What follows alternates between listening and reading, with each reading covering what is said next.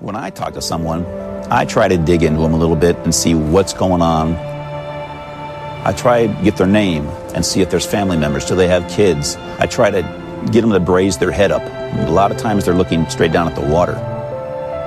I like to leave them with dignity. I had an individual once who they called me out from home to come and talk to. I actually went down on my knees and said, look, I got nothing. I just want to come up and talk. He broke down and started crying, came back over, laid in the lane, spread out. But I emphasize with him, you're not under arrest, stand up, you're a man, you're good. I tend to talk about my life because I've been through a lot. When I was 21 years old in the Army, I was diagnosed with cancer. And you hear about cancer all the time, but when you get it and somebody comes and tells you, hey, you have cancer, you may not make it, it really sets hard with you. And 20 years later, here I am, I'm with the Highway Patrol. Things are great, I've totally recovered. So I can say, hey, I've been through some of this also. Out of my years, one. I've lost one person that I've spoken with. He was over the rail when I got to him. He never would give his name, wouldn't say why he was out there. I spoke with him for 40 minutes to an hour. He turned around and said, Kevin, I have to go now. My grandmother's down there. He shook my hand, let go, and jumped.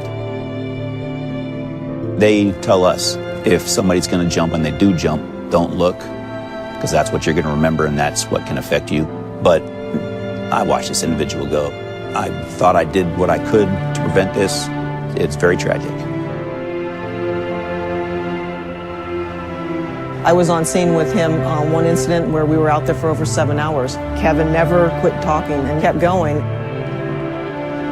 It was a long time. It went well into the night, and we were all just freezing. It was just really cold, nasty, foggy night. We found out he did have some kids, and that really set it in motion for him to come back over.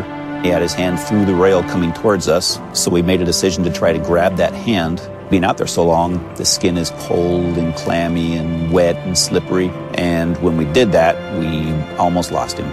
He did come back over. We asked him, what was it finally, after all those hours, that you finally decided to come back? And he just says, Kevin wouldn't give up.